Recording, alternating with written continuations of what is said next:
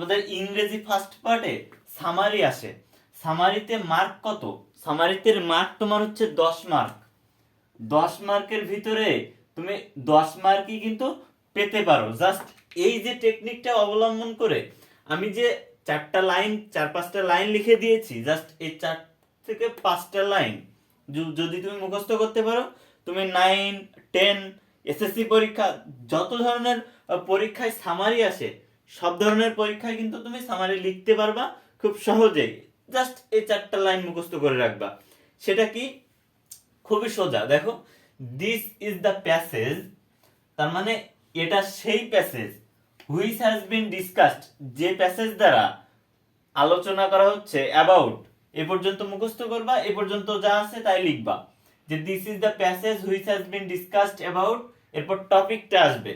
অর্থাৎ দেখো, তোমাদের সামারিতে কিন্তু কোনো একটা কবির নাম আসে, কোনো একটা বিজ্ঞানীর জীবন অতিবাহিত কিভাবে করেছে, তার গুরুত্বপূর্ণ আবিষ্কারগুলো, এরকম বিভিন্ন বিখ্যাত ব্যক্তিদের নিয়ে কিন্তু সামারি আসে।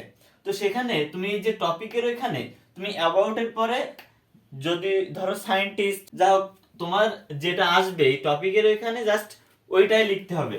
যদি কাজী নজরুল ইসলাম আসে, যদি কাজী নজরুল ইসলামকে নিয়ে সামারি আসে, তাহলে এখানে লিখতে হবে কি টপিকের এখানে কাজী নজরুল ইসলাম। যদি রবীন্দ্রনাথ নিয়ে আসে, রবীন্দ্রনাথ। এরপরে দেখো, এই পর্যন্ত যা আছে তাই লিখবা, টপিকের এখানে যেটা আসবে পরীক্ষায় ওইটা লিখতে হবে, আর বাকি যা আছে সেম থাকবে। দেখো, এরপরে লিখবা ওই যে প্যাসেজের ভিতর যাকে নিয়ে আলোচনা করা হয়েছে ওই ব্যক্তিটা যদি তুমি বুঝতে পারবা, যখন নাম দেখবা তখন বুঝতে পারবা যে এটা পুরুষ কি মহিলা।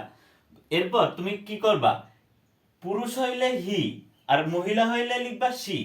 হি বা শি ওয়াজ বর্ন, ওইখানে দেখবে প্যাসেজে দেওয়া থাকবে সে কত সালে জন্মগ্রহণ করেছিল, সেখানে লিখবা হি ওয়াজ বর্ন ইন, জন্মস্থান লিখবা, এরপরে জন্মসালটা লিখবা।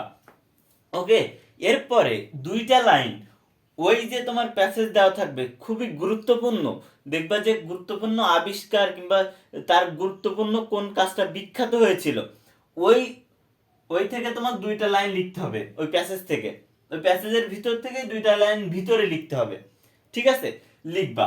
এরপরে কি করবা, অনেকেই বলবে যে প্যাসেজের ভিতর থেকে কিছুই লেখা যাবে না। হ্যাঁ, প্যাসেজের ভিতর থেকে লেখা যাবে। কিভাবে লেখা যাবে? যে হুবহু কপি করে দেওয়া যাবে না, জাস্ট প্রিপজিশন তুমি আলাদা দিলে কিংবা এরকম বিভিন্ন ভাবে তুমি লিখে দিবা, জাস্ট 2টা লাইন ও থেকে তুমি তুলেও দিতে পারো। ঠিক আছে, গুরুত্বপূর্ণ 2টা লাইন তুলে দিলে সমস্যা নাই। এরপরে কি করবে দেখো, এরপরে লিখবা 2 লাইন লেখার পরে লিখবা দি এস্টিমড ইন্ডিভিজুয়াল, অর্থাৎ ওই সম্মানিত ব্যক্তিটি পাস্ট অ্যাওয়ে, অর্থাৎ মৃত্যুবরণ করেছিল। ইন, কোথায় মৃত্যুবরণ করেছিল এবং কত সালে করেছিল, এখানে মৃত্যু বরণ কোথায় করেছিল এবং মৃত্যু সালটা লিখবা।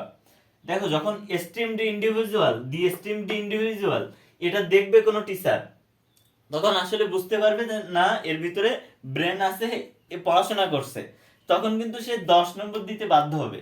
সুতরাং কি করবা, এখানে লিখবা দি এস্টিমড ইন্ডিভিজুয়াল। অনেকে লিখবে কিন্তু দি ফেমাস ম্যান কিংবা দি ফেমাস ওম্যান, এরকম লিখবে, কিন্তু তার থেকে ভালো হয় the esteemed individual passed away in, মৃত্যু সালটা লিখবা। এরপর কি লিখবা, আফটার রিডিং দ্য প্যাসেজ, এই প্যাসেজটি পড়ার পর we have learned many valuable lessons, তার মানে আমরা অনেক কিছু শিখতে পেরেছি, অনেক শিক্ষা লাভ করেছি। দ্যাট উইল বেনিফিট, যেটা আমাকে that will benefit us in our future endeavours, তার মানে যেটা আমরা এমন কিছু গুরুত্বপূর্ণ শিক্ষা এখানে অর্জন করেছি যেটা আমাদের ভবিষ্যৎ প্রচেষ্টায় অনেক উপকার করবে, সেটাই।